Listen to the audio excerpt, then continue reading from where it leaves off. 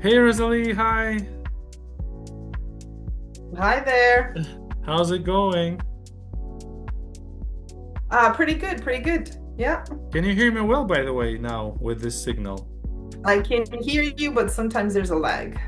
All right, sorry about that. So, thank you for doing this video with me, Rosalie. Rosalie is my friend from Canada, and she is an amazing person. She's very talented, and she's a very highly professional teacher, professor at school in Canada. So, Rosalie, Ah, can I ask you a couple of questions about school system? How Mhm. many years do students go to school in Canada usually? Is it like in America, like there's elementary school, middle school, and high school Yeah, absolutely. also? So students go to school until they're in grade 12. So it's usually 17 years old. So they study for 12 years. They're in this school system, right? 12 years, yeah, plus kindergarten. Yeah. Mhm. So after 17, they need to decide, are you going to work? Are you going to college? Or are you going to university?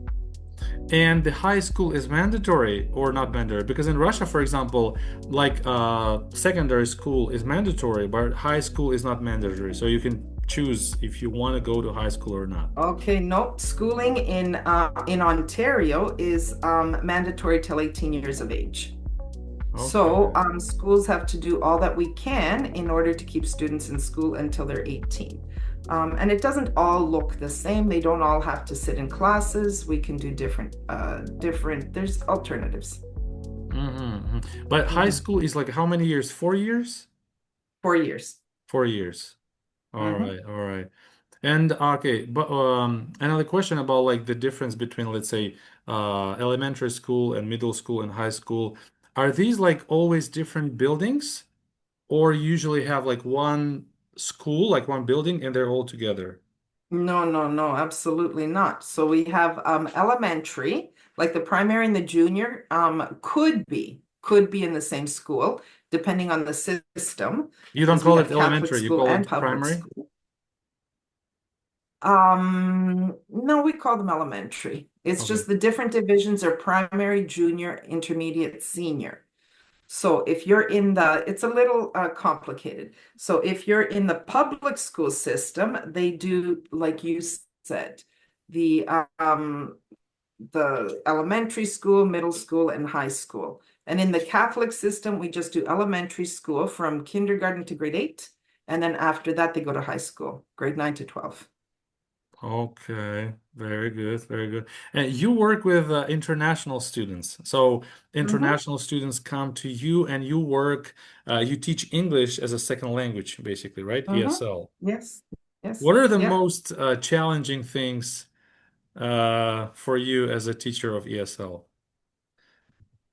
Oh, as a teacher of ESL, do you have a few hours? We can talk about this. Working with the students is fine. There's rarely a problem. What the challenges are really more administrative, let's say, when the classes are large. So Oh, yeah, you were sometimes, talking about that. Yeah. yeah, sometimes, like actually, I teach multi-level classes. So there's students who speak no English whatsoever, ESLA, and then it goes to B, and then C is an intermediate. So So how many levels do you have? in one class, I have 3 levels. Hmm. But in reality, it's more than that because then I have some students who cannot read or write in their first language. So they're illiterate, they don't have any literacy, so pre-literacy skills. And then there's the ones that are just, fine speaking and doing all of the literacy skills. So that's one huge challenge is the size of the classes and the multi-leveling. Um, and then other than that, no, nothing. You know what? Like we have lots of technology, lots of activities. The students get along well. They're from different countries, so that makes it very interesting.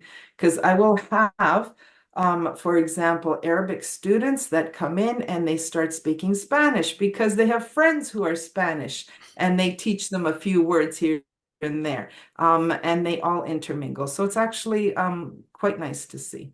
So what about those like things that you mentioned? There is different countries, and do you think there is students who maybe kind of learn English faster because they, for example, their language, their mother tongue is kind of not Germanic. I think you don't Similar. work with Germanic languages probably, but let's say Roman languages. I think they're easy. It's easier for Mhm. them to learn English rather than Yes. for those who come from Arabic countries. Yeah.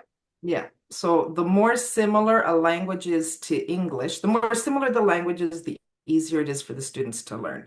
So, for example, a student who, like Spanish speakers, will learn very quickly. We have the same alphabet. Many of our words are also from Latin, and I Yeah. find that they learn very quickly. The ones that have like pictographs or like the different kinds of scripts, like the Arabic students, or I have Vietnamese students, or um, depending where in India, like, but anybody who has the different script and different grammar rules and syntax, that takes them longer to do, to learn. Is it true that, for example, for Asian students, it will be even harder to learn English for phonetical reasons because it's hard for them to pronounce? Yeah. Yeah, yeah. We have adults, we have teachers, like, like teachers, colleagues that have to work a lot harder, right? Just Mm. on the pronunciation. Yeah. But Canada, we're a country of immigrants, right? So we're very used to all the different accents, and usually it's very acceptable as long as, like it's intelligible. No, no, no. I mean, it's fine to have an accent, but if you sound like you are speaking a different language, that's a different Hmm. story, right? So Yeah, yeah, it happens. Yeah. it's important to try to sound as naturally as possible, right? Um, but anyway, so Rosalie, thank you so much for this short interview. It was nice talking to you about Canadian education system. Okay, all right. You're welcome anytime. Okay, thank you, and I hope I will see you again in maybe another conversation sometime later. Okay, all right. Sounds good. All Thank right. you, Take care thank you, then. thank you. All right.